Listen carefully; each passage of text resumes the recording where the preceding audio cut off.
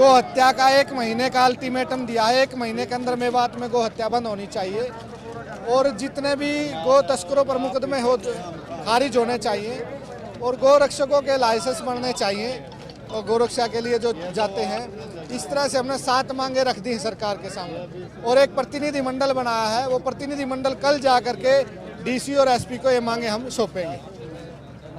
समय रहते यदि 1 महीने में ये मांगे हमारी पूरी नहीं होती है तो हम अगली पंचायत की इस मेवात के अंदर ही घोषणा करेंगे और उस पंचायत में जो पूरे हिंदू समाज और हिंदू संगठन निर्णय लेंगे उसमें आर पार की लड़ाई होगी और पूरे प्रदेश में, पूरे हरियाणा में और पूरे भारत में मिशन मेवात की अग्नि जाएगी और सरकार भी और सभी मतांतर सभी संगठन इस बात को करेंगे कि हाँ मेवात में नहीं पूरे भारत में गो हत्या बंद होनी चाहिए।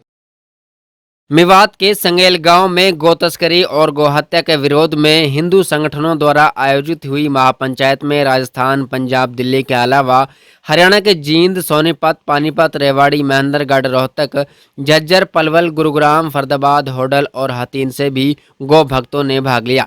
कई घंटे तक चली इस महापंचायत में अपनी मांगों को रखकर सरकार को 1 महीने में गो हत्या को बंद कराने का अल्टीमेटम दिया गया।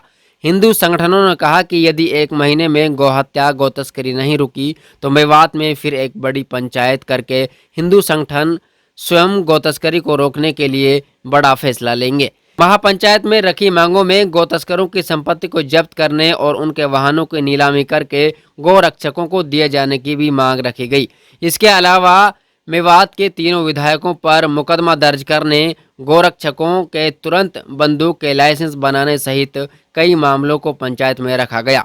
इस मामले की पैरवी करने के लिए पंचायत में 61 लोगों की एक कमेटी भी बनाई गई, जिसमें नूंह जिला सहित अन्य जिलों के लोगों को भी शामिल किया गया। देखिए रिपोर्ट। अगर कानून बनाने का काम करा तो भी वो इसी सरकार ने करा है, हम इसको फेलियर नहीं कह सकते।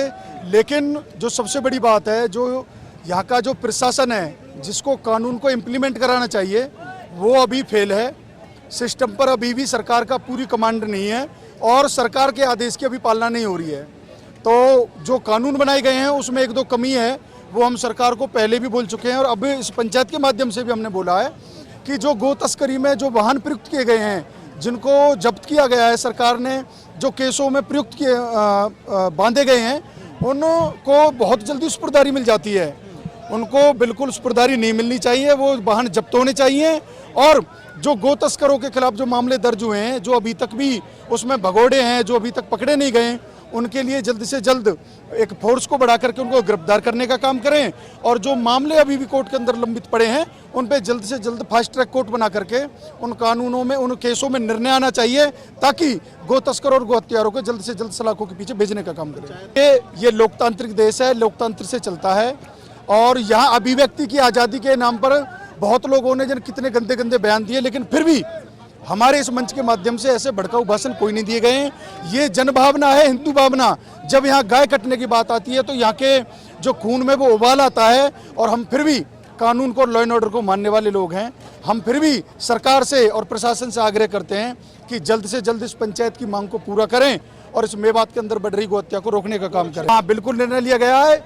मेवात के अंदर जो अभी 10 दिन पहले एक FIR लॉन्च करने का कार्य प्रशासन ने किया है, वो FIR वापस होनी चाहिए। ये हमारी मांग प्रस्ताव में रखी गई है, हमारी कमेटी ने मांग की है। और यदि नहीं होता है तो फिर सरकार और ज़्यादा केस दर्ज करने के लिए गोरक्षकों के खिलाफ तैयार रहे। हम जेल भरने का काम करेंगे। हरियाणा के अंदर मेवात में जो सबसे ज़्यादा गौ हत्या हो रही है उसको रोकने के लिए जो अभियान चला है, इस अभियान को हम रुकने नहीं देंगे।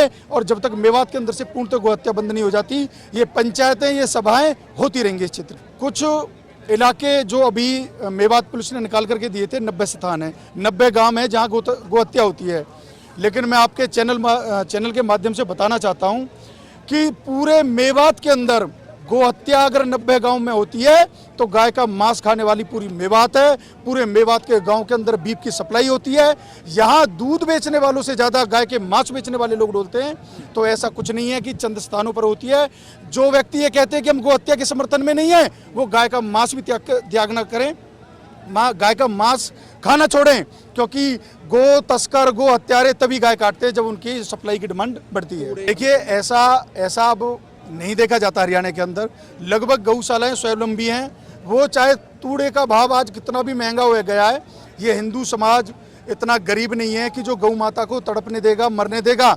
अगर किसी गौशाला के अंदर तूड़े की कमी होती है तो वहाँ का लोकल समाज उसकी पूर्ति करने का प्रयास करता है। और उसके बाद भी अगर समाज कहीं थोड़ा बहुत कमज़ोर पड़ता है तो हम आपके चैनल के माध्यम से कहना चाहते हैं कि इस बार जिस तरीके से इस क्षेत्र में अनाज की तूड़े की कमी हुई है, उसको पूर्ति करने के लिए यहाँ पर गौशाला को अनुदान मिलना चाहिए, ताकि हरा चारा यहाँ के खेतों में लगा करके गौ माता के पेट को भरने का